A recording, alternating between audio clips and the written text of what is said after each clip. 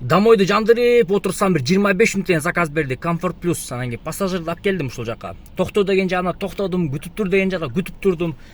Жумушка алып келдим, короче. Жумуш биякта экен могу. Токтон Алиева. Прокуратура дейт го. Күтүп турдум да, кандай кылат элем башка. 8:45 сом алып келдим. Завершаем заказ. Биринчи заказ. Бүгүн 11 декабрь. Күнгө бүгүн канча среда болуп калдыбы? Четверг болуп калыптыр, а? Четверг 11 декабрь. Генеральный прокуратура келип күтүп турган кез. Баарыңыздарга ассаламу алейкум. Жалпы жамаат таксидеги мекендештер. Бүгүн мен саат линияга 12-де чыкканмын. 12-ден чыгып жарым сааттан кийин заказ берди. Заказ бергенден кийин бул заказ бияка алып келип таштадым.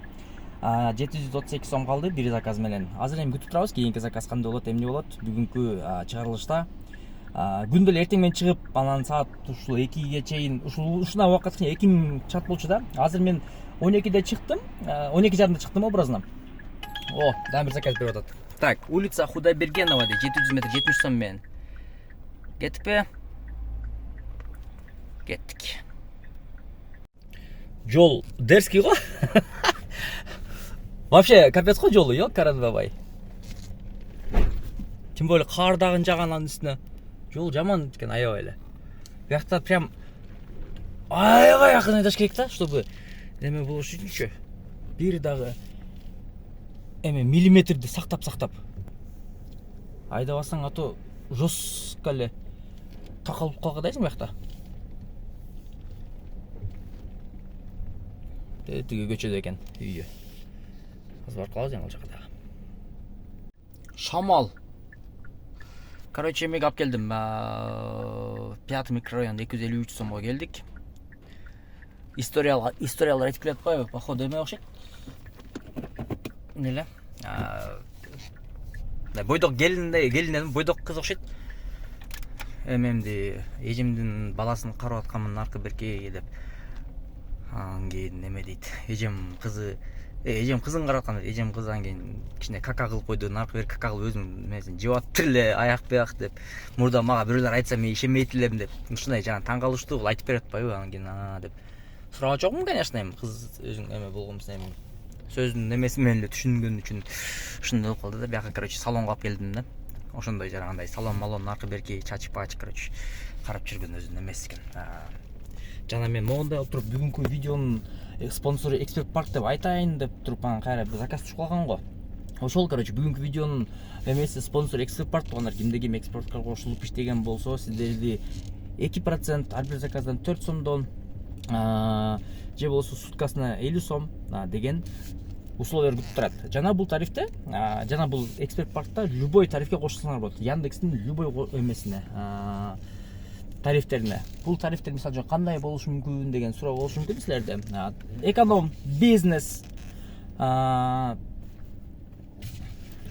грузовой, доставка, экспресс, курьер, короче, Яндекске кандай тарифке кошулам деген планыңар болсо, ошондой тарифке кошула туруп ишти кыла берсеңер болот.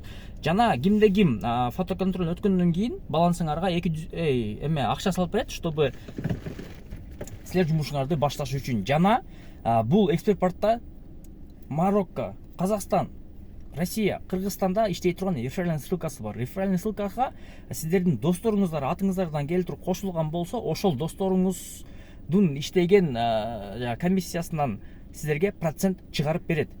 Бул дополнительный доход сыяктуу да получается. Ошого кимде ким кошулам деген болсо, мен бияка ссылкаларды жана кошулуу WhatsApp номерлердин немесин калтырып коем, кошулуп, экспорт кошулуп иштей бергиле. А мен болсо эме жакта жүрөм.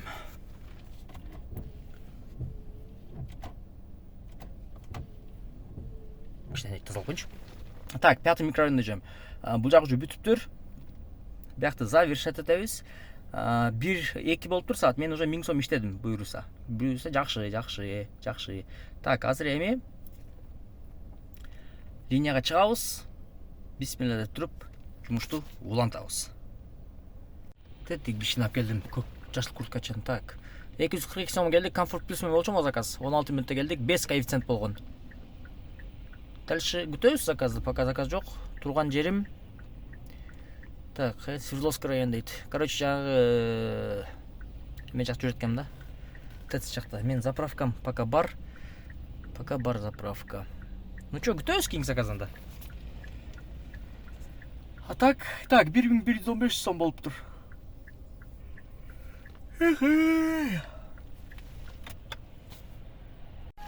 Так, 10 сом менен плюс комфорт комфорт жөнүндө эле. Кеттик анда эмесе. Бисмилла. Так, бапайды баняга алып келдим. 197 сомго келдик. Кийинки заказ пока жок, пока тишина. Тура бер, мен турбайм. Күтөбүз.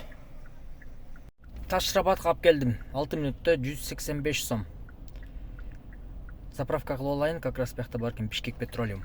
Барып заправка кылып, анан дальше линияга чыгабыз.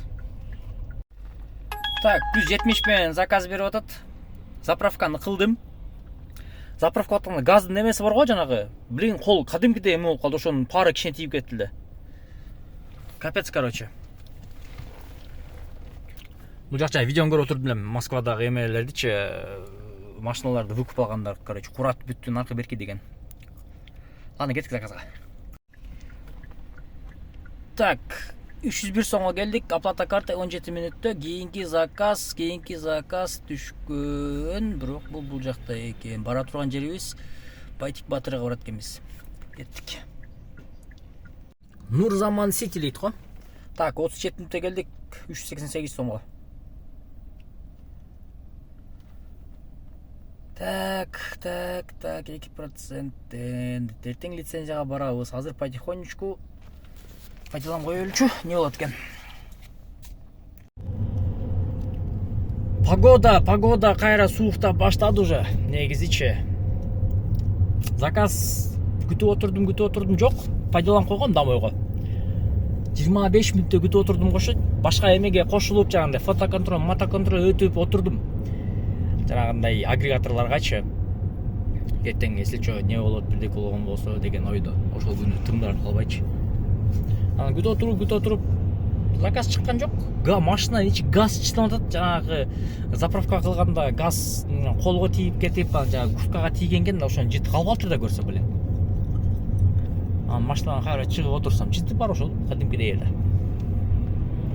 Воздух болду, кол тоңдуруп койду да, кол кадимкидей бирдеке болуп атат, мындай урган сыгандай болуп, бирок на самом деле катуу эле урган жок негизи. Но бираз ушуну болуп атат, короче. Ошондо заказды апардым, ошол бойдон где-то жарым саат күтүп отурдум. Жарым сааттан кийин, короче, азыр актымдан эме кылдым. В сторону Покартич, в сторону дома кетип атам, ошондо нас чыгып чыгып заказ. А так, в принципе, ошол бүгүн өз негизи ошол үчүн эле чыгып коеюн дегем, по идеечи. А так, в целом, история эртең лицензияга барабыз. Яндекске лицензиянын маселесин чечип баштайбыз. Эмени ОМС'ти алганмын. Так, 0.83 тапшыргам, ошо 0.83 алганым барат экен, анан дальше уже лицензияга тапшырам да. Чо, куда, как, жанагындай договор, аренда дегендерди. Ну, или хотя бы эме 0.83 даяр болуп турат да, бир чети. Ошондой жаңылыктар. Бүгүн канча 2000 иштедим ошондо. Саат 12-де чыкканмын образынан. Жарым саат турдум, 5 саат. 5 саатта 2000. Азыр ушинтип пайдаланып коюп кетип атам да. Эме болчу. Жолдо кетип атып, анан кийин саатты карасам ушу 5 канча? 6 болуп калды элем образынан. Анан эми типа көбүңөр көрүп, көбүңөр жазып атпайсыңарбы, блин. Сен нормально иштей албайт экенсиң, андай экен депчи. Тура эле негизи, ошондой эле болуп атат. Мен мисалы үчүн бүгүн өзүм алдадым да, эртең менен туруп алып, кичине уктап туруп, анан кийин шашпай эле туруп барам депчи. 12-де туруп тим эле заказды алып келип, анан 5-терде уже кадимкидей жанагындай эме болот да. Блин, акырында үйгө кетип берсемби дегенче. Өз негизи эртең менен чыгышым керек экен менчи лично. Эртең менен чыккан болсом, ошондо как раз таки моундай убактарга акырын домой кетип калам да. Өзү ошондой эле иштеш керек. Мен бүгүн өзүм алдап, ошол азырылып кеттим да. Азырылып кетип иштей коем деп. Азыр эми кадимкидей желание жок жумушка. Үйгө тартып атам. Анан жанагы таксине эзип иштейсиң, эзип иштеш керек, наркы берки деген сөздөр болуп атпайбы мисалы үчүн. Ошону деле мисалы үчүн мен Москвада деле көп жүрдүм, аябай көп жүрдүм. Анан Москванын психологиясы менин башыма дагы деле кетелек да, ушу азыркы күнгө чейин кетелек. Себептеги мен азыр деле анча мынча да түптетип калам да, 20-числолордо корпорат беришим керек, белейин, документтер не болот атат эми, тияк бияк, короче.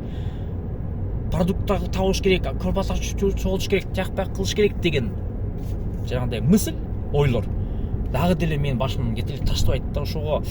Ошого мен типа мындай ошону эстеп туруп эле анан кийин, блин, эми 1-2 миң тапсам деле Кыргызстанда жакшы эле го деген понимание, короче, мени мындай келтирип коет да. Ошого эртең мен чыккан болсом, мисалы үчүн мен кечке чейин иштейм да, ушундай убакытта чейин кетип калам. Нормально. День прошел, заработок пришел, и все хорошо, депчи. А моундай обедтерде чыгып алган күнү карабайсың, мен 4-5 сааттан кийин ла деп кетип атам. Ошондой, короче. Так что шүгүр кыла берели эми баардыгыбызга. Главное ден соолук болсун дегендейчи. А так кетип атам, короче. По деламга 42 мүнөт калды, пока заказ бере элек.